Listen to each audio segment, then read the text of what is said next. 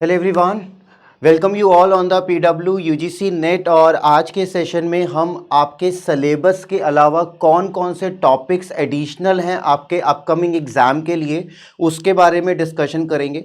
Syllabus हम सबको पता है, सिलेबस एनटीए की वेबसाइट पे अवेलेबल है, बट इसके अलावा आप देखते हैं एग्ज़ाम में कुछ एडिशनल कमेटी से रिलेटेड क्वेश्चन आ जाता है, थ्योरी से क्वेश्चन आ जाता है, कुछ इंडेक्स को लेकर क्वेश्चन आ जाता है और फर्दर टॉपिक्स जो हमारे सिलेबस में मेंशन नहीं है बट हमें आने वाले एग्जाम के लिए पढ़ के जाने चाहिए, हम उसकी डिस्कशन करने वाले हैं। तो कोई भी एग्जाम आप नेट का या सेट का दे रहे हैं, ये टॉपिक्स आप बिल्कुल भी मिस मत कीजिएगा और कैसे ये टॉपिक्स हमें कवर्ड करने हैं हम इसके बारे में भी चर्चा करेंगे। सो स्पेसिफिकली आपके 2024 के अपकमिंग एग्जाम के लिए ये हमारे पास टॉपिक्स हैं जिसकी हम डिस्कशन करने वाले हैं।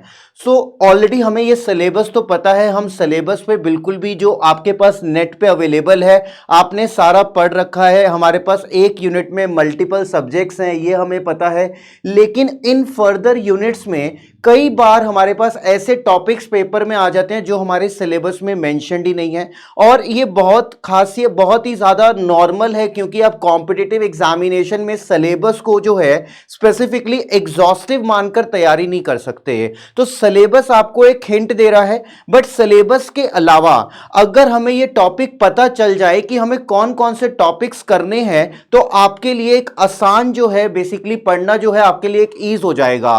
तो आप बिल्कुल एक बार अपनी नोटबुक जरूर उठा लीजिएगा और जो जो टॉपिक्स मैं आपको बता रहा हूं सब्जेक्ट वाइज या फिर आपके पास टॉपिक वाइज, इनको जरूर नोट कर लीजिएगा। और ये टॉपिक आपने बिल्कुल भी छोड़कर नहीं जाने हैं। कोई भी एग्जाम जो नेट या सेट का आप आने वाले 2024 में देने वाले हैं इसको जरूर ध्यान रखिएगा। तो ये 10 यूनिट है, इसके ऊपर ऑलरेडी हम डिस्कशन काफी बार कर चुके हैं, तो ये हमारे लिए अभी के लिए हमारे पास ये डिस्कशन का जो मुद्दा है वो नहीं है। बट स्टिल जिनको नहीं पता है, जो पहली बार 2024 में नेट देंगे, कॉमर्स के लिए हमारे पास ये 10 जो एडिशनल 10 यूनिट्स हैं, यहां से हमारे पास सिलेबस में ये सब कुछ मेंशन्ड है।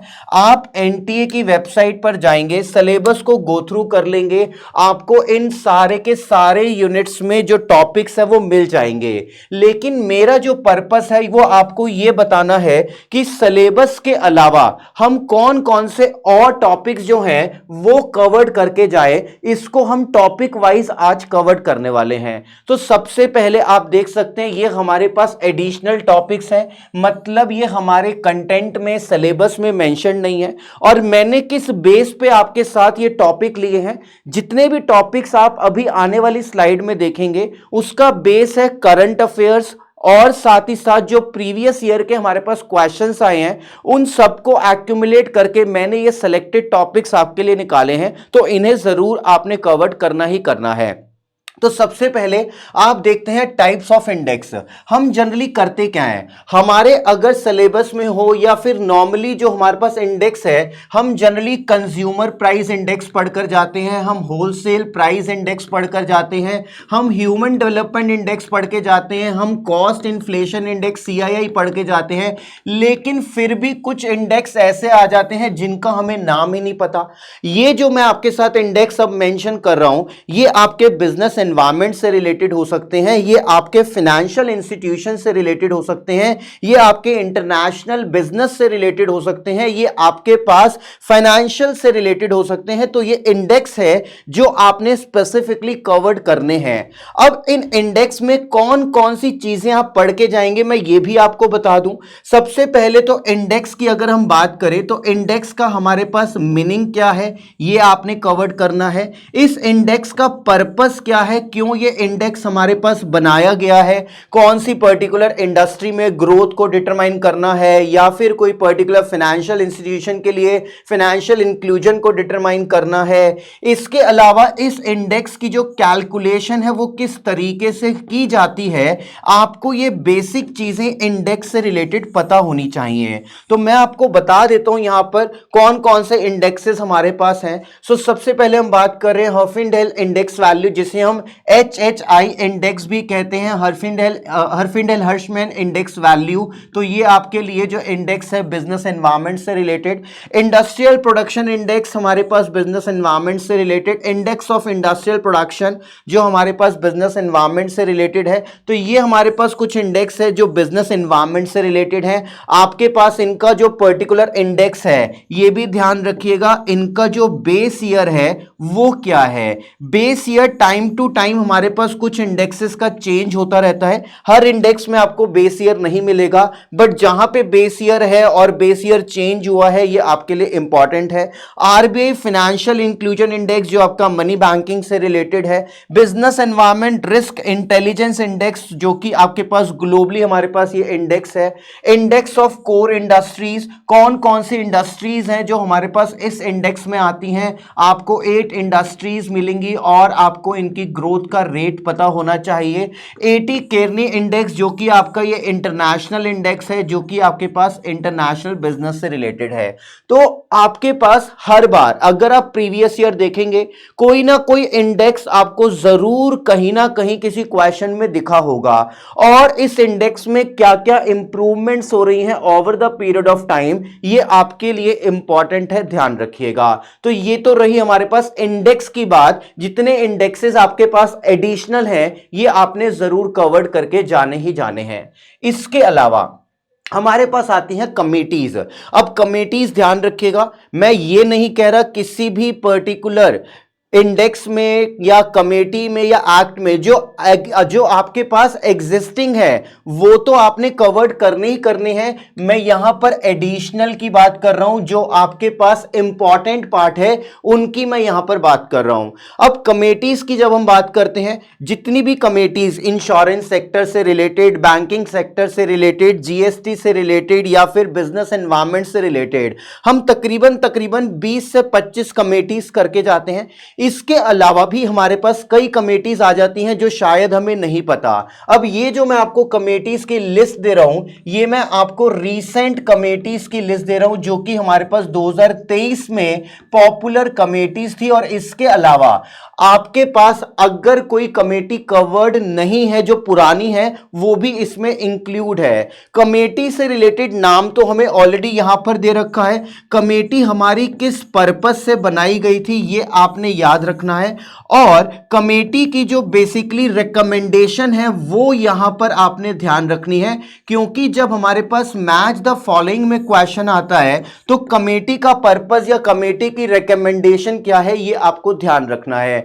तो यहां पर आप देख सकते हैं committee for the analysis of QR code, quick response code. तो financial institutions, money and banking, recent trend जो आप देखते हैं बैंकिंग में उससे रिलेटेड हमारे पास ये कमेटी है। Committee on business responsibility reporting, again ये आपके पास बिजनेस एनवायरनमेंट से रिलेटेड है। P K Mohanty committee, Rajesh Pant expert committee, Rajiv Maharshi committee, सेनलेंस committee and K V Kamath committee and Tandon committee जो कि हमारे पास फाइनेंस से रिलेटेड है। तो आप जो बैंकिंग में कमेटी पढ़ के जाते हैं तकरीबन 20 से 25, फिर भी कई बार हमारे पास कमेटी से रिलेटेड क्वेश्चन मिलता है। ये हमारे पास रीसेंट कमेटीज हैं जिनको आपने बिल्कुल भी स्किप नहीं करना है। और आपके पास जो कॉमर्स से रिलेटेड, करंट अफेयर्स से रिलेटेड जो आपको कमेटी से रिलेटेड क्वेश्चन मिलते हैं इन कमेटीज को जरूर कर लीजिएगा। That is again going to be a important for your upcoming examination. तो ये मेरे पास आपको मैंने लिस्ट दी जो हमारे पास कमेटी की बेसिकली इंपॉर्टेंट पार्ट है, ये जरूर आप ध्यान रखिएगा। इसके अलावा कमेटी के अलावा हमने इंडेक्स यहां पर आपके साथ मैंने डिस्कस कर लिए, कमेटीज डिस्कस कर ली। अब मैं बात कर रहा हूं थ्योरीज की। आप हर चैप्टर में थ्योरीज पढ़ के जाते हैं। इंटरनेशनल बिजनेस हो गया, ह्यूमन रिसोर्स मैनेजमेंट हो गया, इसके अलावा आपके पास बैंकिंग की थ्योरीज हो गई, फाइनेंशियल मैनेजमेंट की थ्योरी हो गई, पोर्टफोलियो मैनेजमेंट की थ्योरी हो गई। हम कई सारी थ्योरीज पढ़ के जाते हैं, लेकिन जो थ्योरीज अब आपको दिख रही है या तो समहाउ ये सिलेबस में मेंशन नहीं है या फिर आपके पास ये रीसेंट की थ्योरीज का पार्ट हो सकता है जो आपने कवर्ड करके जानी है। तो यहां पर आप देख सकते हैं waterfall theory, stewardship theory of corporate governance, agency theory. अगर मैं इनकी बात करूं तो कॉर्पोरेट गवर्नेंस बिजनेस एनवायरनमेंट का पार्ट है। तो बिजनेस एनवायरनमेंट में आपके पास इतना कुछ है पढ़ने को, इतने कुछ हमारे पास चेंजेस हो जाते हैं और हमें लगता है कि ये क्वेश्चन कहां से आ गया। तो जो जो टॉपिक कॉर्पोरेट गवर्नेंस आपके यूनिट नंबर 1 में मेंशन्ड है, अब कॉर्पोरेट गवर्नेंस से रिलेटेड आपके पास पर्टिकुलरली ये कुछ इंपॉर्टेंट थ्योरीज हैं जो आपने करके जानी है, जो इनडायरेक्टली आपके सिलेबस में कवर्ड हो जाती हैं। आर्बिट्रेज प्राइसिंग थ्योरी, जिसकी हम बात कर रहे हैं पोर्टफोलियो मैनेजमेंट से रिलेटेड। इसके अलावा purchasing power parity theory, interest rate parity theory, mint theory, ये आपके पास इंटरनेशनल फाइनेंस से रिलेटेड है, आर्बिट्रेज से रिलेटेड है, जिसके बारे में आपको कंप्लीट जानकारी होनी चाहिए। मिंट थ्योरी जो कि आपकी बिजनेस एनवायरनमेंट और साथ ही साथ इंटरनेशनल बिजनेस, इंटरनेशनल फाइनेंस दोनों से रिलेटेड है। और जे एंड के कर्व थ्योरी, अगेन ये आपके पास जो बैलेंस ऑफ ट्रेड है उससे रिलेटेड थ्योरी है। और इन्वेस्टर रेशनैलिटी थ्योरी, अगेन आपके पास जो थ्योरी है ये पोर्टफोलियो मैनेजमेंट से रिलेटेड है। तो मैंने यहां पर इंस्टेड की आपके पास कौन से यूनिट से कौन सी थ्योरी आपने कवर करनी है, मैंने एज अ टॉपिक ले लिया है। और जितने भी आपके पास यूनिट्स हैं उन सब में आपको इन पर्टिकुलर थ्योरीज की जो नॉलेज है वो आपके पास होनी चाहिए। बिकॉज अगर आप अपना सिलेबस देखेंगे वहां पर आपको ये थ्योरीज नहीं दिखेंगी, बट हम सिलेबस को बेस मान के चलते हैं और हम इतने सारे जो टॉपिक्स हैं वो छोड़ देते हैं। तो ध्यान रखिएगा, अगेन इंपॉर्टेंट है, जो आपने अपकमिंग एग्जामिनेशन पर आने के लिए फोकस करना ही करना है। अब हम बात कर रहे हैं यहां पर एक्ट एंड लॉस की।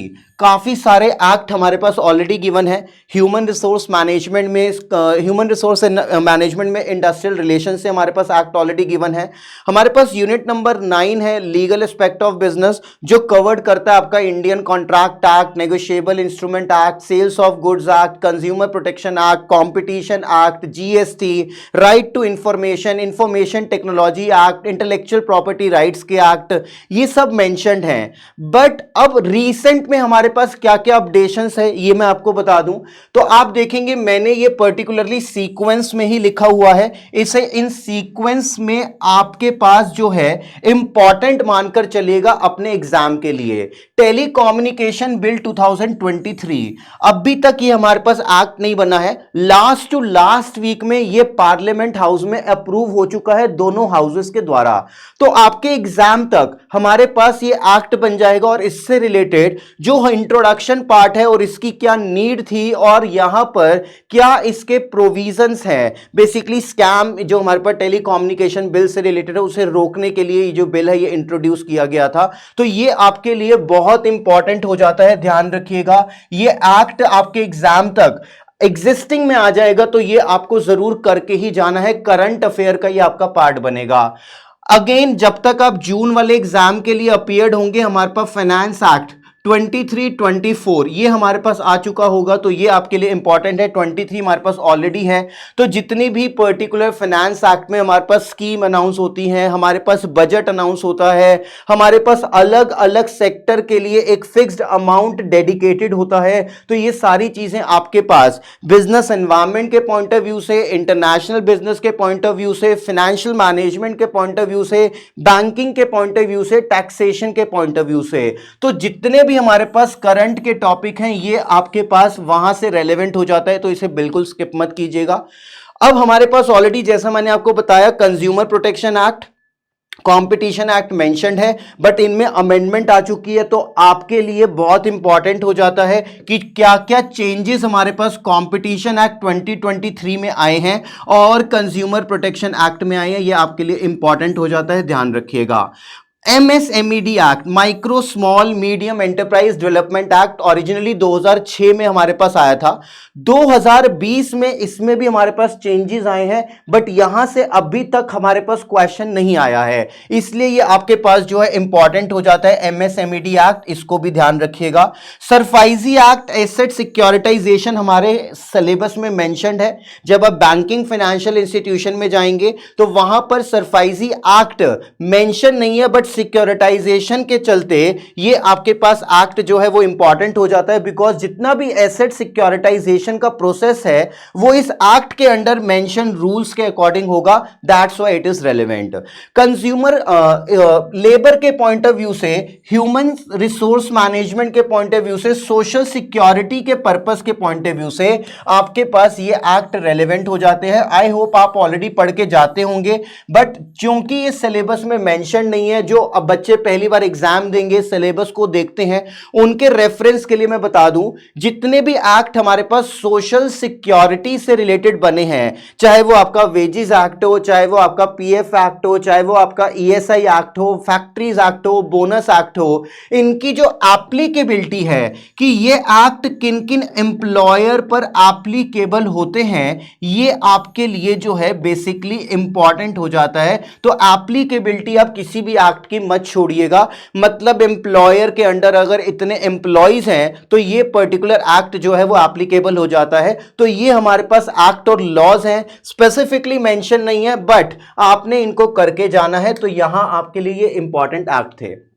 अब मैं आपके साथ कुछ इंपॉर्टेंट बातें कर रहा हूं सब्जेक्ट वाइज, कि सब्जेक्ट्स में हमारे पास अभी तक जो हमने बात करी ओवरऑल सिलेबस के पॉइंट ऑफ व्यू से बात करी, मतलब यूनिट नंबर 1 से यूनिट नंबर 10 से रिलेटेड जो इंडेक्स है, जो एक्ट है और जो थ्योरीज हैं, उनसे रिलेटेड मैंने आपके साथ बात करी। अब मैं आपको सब्जेक्ट वाइज बता रहा हूं अकाउंटिंग और ऑडिटिंग में, जो कि हमारा यूनिट नंबर 2 है। इसमें हमारे पास कुछ चीजें मेंशन नहीं है, बट यहां से क्वेश्चंस हमारे पास आने ऑलरेडी स्टार्ट हो चुके हैं, तो इसका मतलब आपने ये पढ़ के जाने हैं। सबसे पहले आप देख रहे हैं standard on auditing, that is SOA. तो यहां पर ऑलरेडी सेट एग्जाम में अगर आप वेस्ट बंगाल का सेट एग्जाम देखेंगे, इसके अलावा अगर आप रीसेंट में जो सेट एग्जाम हमारे पास हो रहे हैं वहां पर स्टैंडर्ड ऑन ऑडिटिंग से मैच द फॉलोइंग का क्वेश्चन आ रहा है। मतलब आप एएस, इंडियस, आईएफआरएस तो पढ़ के जाते ही हैं। ऑडिटिंग करने के स्टैंडर्ड्स क्या होते हैं, ये हमारे पास again institute of chartered accountant of India के द्वारा इशू किए जाते हैं। तो इनकी जो लिस्ट है आपने जरूर करके जानी है। अगर आपको ये लिस्ट नहीं मिलती है कमेंट सेशन में बताइएगा, मैं ये लिस्ट आपको प्रोवाइड कर दूंगा। और कोई पर्टिकुलर आपको नोट्स वगैरह या फिर आपको कोई और इंडेक्स या कमेटी मिलती है उसे भी जरूर बताइएगा, हम उसे साथ के साथ कवर कर लेंगे लेटर ऑन।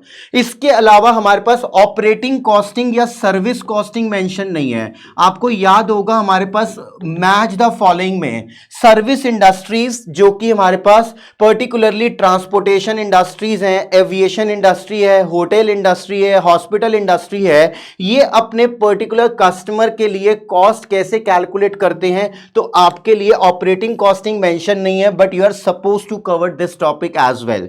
प्रोसेस कॉस्टिंग हमारे पास मेंशन्ड है, लेकिन उसका एक्सटेंशन है जॉब प्रोडक्ट, बाय प्रोडक्ट, जो आपने कवर्ड करना है, जो कि हमारा मैन्युफैक्चरिंग इंडस्ट्री में कवर्ड होता है।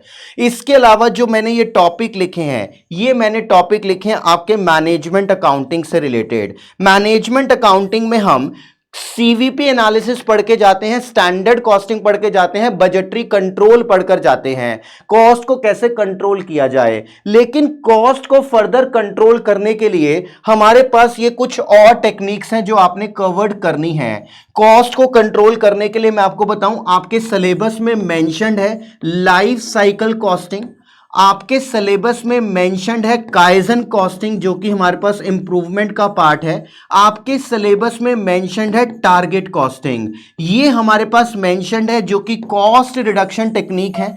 और आपके पास इसी तरीके से ये भी cost control, cost reduction technique है जो मेंशन नहीं है, बट आपने करके जानी है, ध्यान रखिएगा। So this is important for your upcoming examination as well. इसके अलावा अगर हम बात करें टैक्सेशन में मैं आपके साथ डायरेक्ट और इनडायरेक्ट, मतलब इनकम टैक्स और जीएसटी दोनों की डिस्कशन बता रहा हूं कि आपके पास कौन कौन से टॉपिक्स हैं जो आपने कवर करने हैं और ये आपको सिलेबस में नहीं मिलेंगे। एडवांस रूलिंग, जो कि जजमेंट का हमारे पास कंसेप्ट है, नॉन रेजिडेंट के केस में किस तरीके से रूलिंग दी जाती है, ये आपने कवर करना है। इनकम टैक्स अथॉरिटीज, हमारे पास कमिश्नर ऑफ इनकम टैक्स है, इनकम टैक्स अपीलेट ट्रिब्यूनल है, हाई कोर्ट है, सुप्रीम कोर्ट है। जब हम एक अथॉरिटी से दूसरी अथॉरिटी में अपील करने जाते हैं, कितने दिन में हम अपील कर सकते हैं, कितने दिन में रेलेवेंट इनकम टैक्स अथॉरिटी का ऑर्डर आ जाना चाहिए, क्या क्या ऑर्डर्स हमारे पास जो हैं वो दोबारा से चैलेंज किए जा सकते हैं, कौन कौन से ऑर्डर फाइनल ऑर्डर कहलाते हैं जिन्हें चैलेंज नहीं किया जा सकता। तो ये कुछ एडवांस पार्ट है, अगर आप छोड़ के जाएंगे तो आप कहीं ना कहीं अपना लॉस करेंगे, तो इसे बिल्कुल मत छोड़िएगा। पास्ट में यहां से क्वेश्चन आ चुका है, ध्यान रखिएगा। पेनल्टीज आपको पता है, ऑलरेडी हमारे पास मेंशन नहीं है बट क्वेश्चन आता है तो ये आप ऑलरेडी जानते हैं, ये आपने करना ही करना है। टॉनेज टैक्सेशन से रिलेटेड हमारे पास ऑलरेडी क्वेश्चन आ चुका है, शिप इंडस्ट्री से रिलेटेड आपको पता है नहीं मेंशन, आपने कवर्ड करके जाना ही जाना है। मिनिमम ऑल्टरनेटिव टैक्स और ऑल्टरनेट मिनिमम टैक्स, ये दोनों टॉपिक्स आपने कवर्ड करने हैं, दे आर नॉट मेंशन्ड। तो ये जो मैंने आपको टॉपिक बताए ये आपके पास डायरेक्ट टैक्स से रिलेटेड है, जो आपने एडिशनली करके जाने हैं अपार्ट फ्रॉम द सिलेबस, जो आपके सिलेबस में मेंशन्ड है उसके अलावा। और ये जो मेरे पास टॉपिक है ये है आपके पास इनडायरेक्ट टैक्स से रिलेटेड। अब इनडायरेक्ट टैक्सेशन की जब हम यहां पर आईडीटी की बात कर रहे हैं तो जीएसटी का ओवरव्यू हमारे सिलेबस में मेंशन्ड है, लेकिन इसके अलावा जो भी जीएसटी की रिटर्न्स हैं, कितने तरीके की रिटर्न्स है ये आपने करना है। Input tax credit scheme very very important, mark कर लीजिएगा। अगर आप ये छोड़कर जा रहे हैं तो आपको यहां से क्वेश्चन डेफिनेटली किसी ना किसी एग्जाम में मिल सकता है, दिस इज वेरी इंपॉर्टेंट, इसे बिल्कुल भी स्किप मत कीजिएगा। इंटरेस्ट और पेनल्टीज बहुत सारी हैं बट कुछ स्पेसिफिक पेनल्टीज हैं जो आपको पता होनी चाहिए। अगर हमने टाइम पे जीएसटी डिपॉजिट, जीएसटी सबमिट नहीं करा तो रेट ऑफ इंटरेस्ट क्या है, पेनल्टीज अगर हमने कोई रिटर्न फाइल नहीं करी क्वार्टरली या एनुअली उसमें क्या पेनल्टीज हैं। तो यहां पर कंपैरेटिवली पेनल्टीज डायरेक्ट टैक्स के कंपैरिजन में कम है, but you are suppose to covered because हमारे पास पास्ट में जीएसटी की पेनल्टी भी पूछी जा चुकी है। और साथ ही साथ ये बेंचमार्किंग यहाँ का टॉपिक नहीं है, इसे हटा दीजिएगा, ये गलती से आ गया हमारे पास, ये हमारा मैनेजमेंट अकाउंटिंग का पार्ट था जो हमने कवर्ड करा। सो ये हमारे पास एडिशनल टॉपिक है डायरेक्ट टैक्स और इनडायरेक्ट टैक्स में, जो आपने स्पेसिफिकली कवर्ड करके जाने हैं, ध्यान रखिएगा। चलिए और कुछ इंपॉर्टेंट टॉपिक्स, मिसलेनियस टॉपिक्स यहां पर लिखे हुए हैं जो आपके पास स्पेसिफिकली आपको करने ही करने हैं। और ध्यान रखिएगा ये हमारे पास करंट अफेयर्स का पार्ट बन जाएंगे आपके कॉमर्स के एग्जाम के लिए।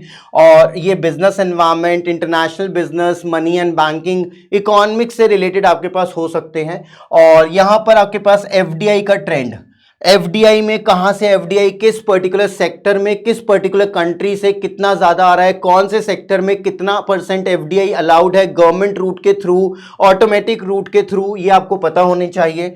फॉरेन ट्रेड पॉलिसी 2023 में हमारे पास आई थी तो ये आपने जरूर कवर करके जानी है, आपके पास रीसेंट अपडेट्स का पार्ट रहेगी, ध्यान रखिएगा। जितने भी ध्यान रखिएगा लास्ट 3 इयर्स में इंडिया ने जितने भी इंटरनेशनल ट्रेड एग्रीमेंट साइन करे हैं तो ये आपके पास सारी लिस्ट कवर्ड होनी चाहिए। अब इन 3 इयर्स में आप ध्यान रखिएगा, पर्पस तो यही मिलेगा कि हमें इंटरनेशनल एक्सपोर्ट, इंटरनेशनल ट्रेड को इंक्रीज करना है। तो यहां पर जो एग्रीमेंट से रिलेटेड मेंबर कंट्रीज हैं वो कौन कौन सी मेंबर कंट्रीज हैं स्पेसिफिकली आपको पता होना चाहिए, किसके साथ हमने एग्रीमेंट कौन से ईयर में साइन करा है, एग्रीमेंट का नाम, एग्रीमेंट का ईयर और एग्रीमेंट की मेंबर कंट्रीज, ये आपको पता होनी चाहिए। फाइनेंस में हेजिंग से रिलेटेड हमारे पास क्वेश्चन आ जाता है, सो इसे जरूर ध्यान रखिएगा। हेजिंग और हेजिंग के प्रकार की मैं यहां पर बात कर रहा हूं। डेरिवेटिव इंस्ट्रूमेंट में हेजिंग से रिलेटेड 5 से 6 तरीके की हेजिंग है जो आपको यहां पर पता होनी चाहिए। इसी तरीके से आर्बिट्रेज भी हमारे पास यहां पर कवर्ड होता है।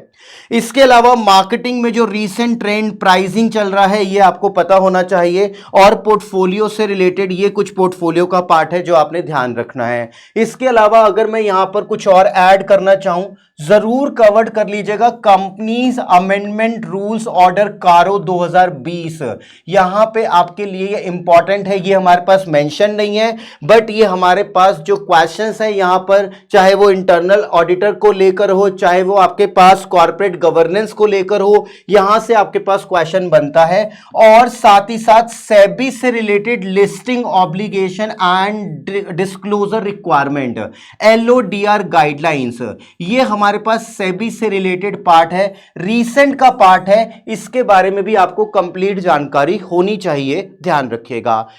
अब ये मैंने आपको कंप्लीट एडिशनल टॉपिक्स बताए हैं जो आपको यहां पर पता होने चाहिए, जो आपने कवर्ड करने हैं। अब यहां पर एक थोड़ा सा माइंड में कंफ्यूजन जरूर आ जाता है, सर हम ये टॉपिक्स कवर्ड करेंगे कैसे। मैं यहां पर इन टॉपिक्स से रिलेटेड जो आपके साथ के साथ मतलब इंडेक्स से रिलेटेड हम अलग से एक अलग से रिलेटेड क्लास ले लेंगे, थ्योरी से रिलेटेड अलग से ले लेंगे, कमेटी से रिलेटेड अलग से ले लेंगे, जो उसमें ऐड ऑन होते जाएंगे वो हम करते जाएंगे। बट मैं उससे पहले आपको सजेस्ट करूंगा कि आप लोग थोड़ा सा इसके बारे में स्टडी करें, ताकि जब मैं आपको पढ़ाऊं आप ऑलरेडी फैमिलियर हो और आप कुछ ना कुछ एडिशनल गेन कर पाए। तो आप डेली बेसिस पे कुछ ना कुछ लाइक आप इंडेक्स कवर्ड कर लीजिए, थ्योरीज कवर्ड कर लीजिए, बाकी हम इसे रीसेंट में डिस्कस करेंगे। और दूसरी चीज, जैसा कि कभी कभी आप ग्रुप स्टडीज अगर कर रहे हैं तो आप फ्रेंड्स के साथ शेयर कर दीजिए, ताकि जो आपके पास इंडेक्स हैं या थ्योरीज हैं आप अलग अलग टॉपिक को सेग्रीगेट कर लीजिए और उससे रिलेटेड नोट्स बना लीजिए। सो this is how you can cover this part. But yes, इससे रिलेटेड हम अपनी क्लास में तो डिस्कशन करेंगे ही करेंगे, बिकॉज 2024 के लिए ये हमारे पास इंपॉर्टेंट टॉपिक है। सो ऑब्जेक्टिव इज, चाहे आप सेल्फ स्टडी भी कर रहे हैं, सिलेबस आपका बेस जरूर है, बट उस सिलेबस में ये चीजें आप ऐड कर लीजिएगा, ताकि आपका कोई भी जो टॉपिक है इससे रिलेटेड वो छूटे नहीं। बाकी फिर भी अगर आपको कोई डाउट रहता है तो आप कमेंट बॉक्स में जरूर शेयर कीजिएगा, और अगर मेरे को कोई एडिशनल टॉपिक आपने बताना है वो भी कमेंट बॉक्स में जरूर बताइएगा, ताकि हम उसे ऐड ऑन कर दें और आपका जो कंप्लीट सेल्फ स्टडी या फिर आपके पास जो कंप्लीट कवरेज है सिलेबस की वो आपके पास हो पाए। ठीक है, चलिए, thanks a lot everyone, see you in the next class, bye bye, thank you so much, take care everyone, thanks a lot.